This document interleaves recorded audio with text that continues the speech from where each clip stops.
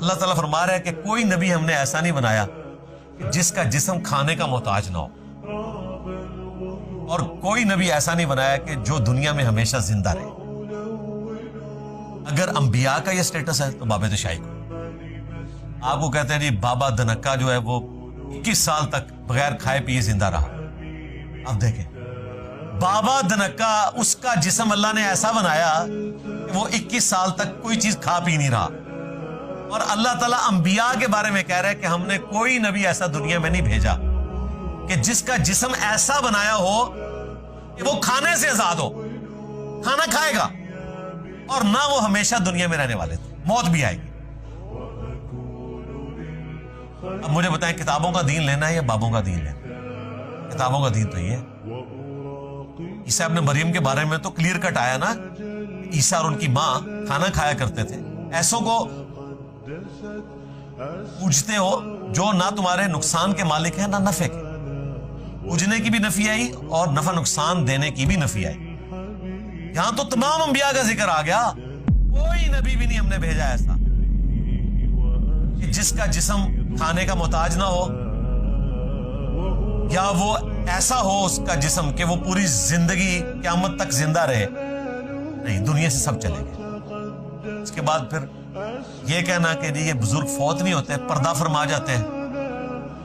پردہ فرما جاتے ہیں تو زندہ آدمی تو اپنی شلوار تو نہیں اتارنے دیتا، تو ان بزرگوں کی شلواریں کیوں اتارتے ہو غسل دینے کے لیے؟ بابا جی کو کہا کرو اٹھو تو غسل کرو،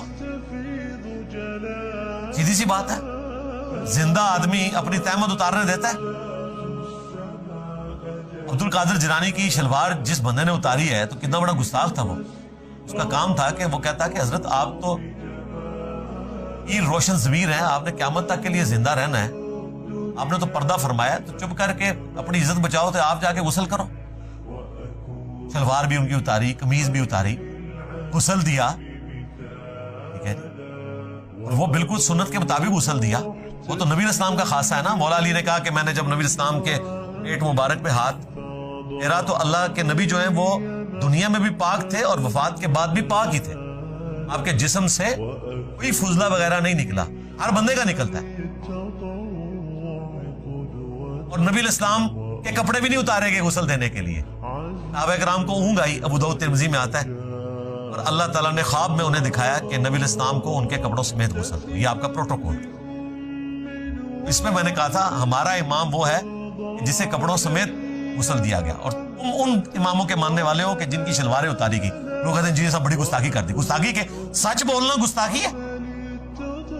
یہ میں نے ان کا کوئی مذاق نہیں اڑایا، آپ کو ان کی اوقات بتائیے کیا ہے جن کے بارے میں آپ کہتے ہیں کہ یہ پردہ فرماتے ہیں، ان کو موت نہیں آتی ہے، یہ روحانی طور پر پردہ کر جاتے ہیں، یہ زندہ ہیں ایکچولی۔ زندہ بندہ تو بھائی یہ کام نہیں کرتا، اور نہ ایسا ہوتا ہے کہ اس کے مرنے کے بعد اس کی بیوی کسی اور کے ساتھ شادی کر لے۔ ان سارے زندوں کی بیویوں نے دوسری شادیاں کی ہوئی ہیں، صحابہ کرام کے کئی شہداء ہیں ان کی بیویوں نے دوسری تیسری شادیاں کی ہیں، صحیح بخاری میں آتا ہے۔ جعفر بن ابی طالب جو حضرت علی کے بھائی تھے نجاشی کے دربار میں، جنہوں نے سورہ مریم پڑھی تھی، وہ غزوہ موتا میں شہید ہوئے۔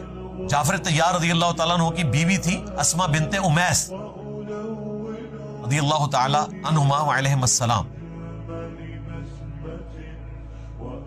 ان سے شادی کی حضرت ابوبکر نے، ان سے محمد بن ابی بکر پیدا ہوئے۔ جب حضرت ابوبکر فوت ہوئے حضرت علی نے شادی کر لی، اور محمد بن ابی بکر کی پرورش بھی کی، اور اپنے جو بھتیجے تھے حضرت جعفر کے بیٹے عبداللہ بن جعفر، ان کی بھی تربیت کی۔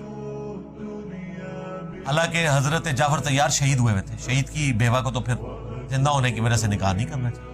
وہ زندگی اور ہے، یہ زندگی اور ہے۔ ان چیزوں سے باہر نکلیں۔ قرآن بالکل کوئی اور دین پیش کر رہا ہے، اور انہوں نے آپ کو بالکل کوئی اور دین بتایا جس دین کا کوئی لینا دینا نہیں ہے قرآن و سنت میں بیان کیے ہوئے دین کے ساتھ۔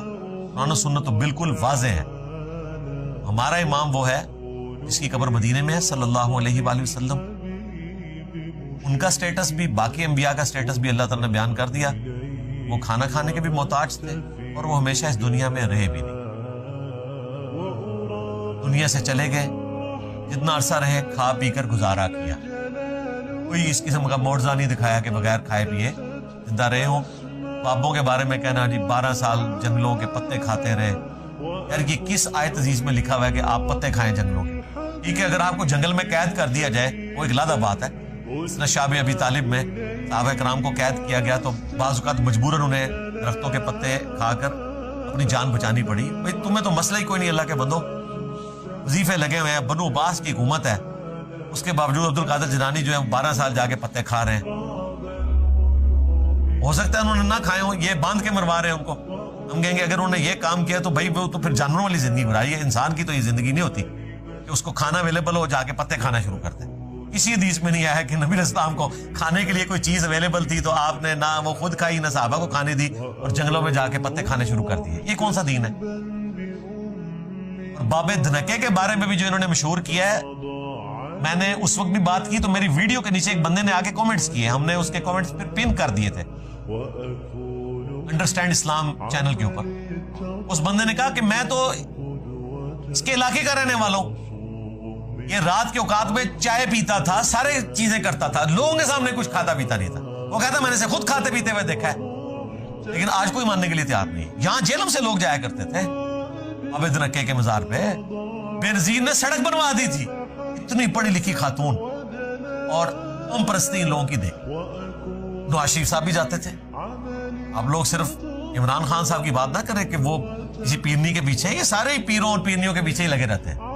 अल्लाह ताला इनको हिदायत दे जी, इनकी जो डिग्री हैं वो किसी काम आए, अपने आप को ये सीधे रास्ते के ऊपर चलाएं और अपने मानने वालों को भी सीधे रास्ते पे चलने की तरगीब दें। अल्लाह ताला से दुआ है जो हक बात मैंने कही अल्लाह ताला हमारे दिलों में रासिख फरमाए।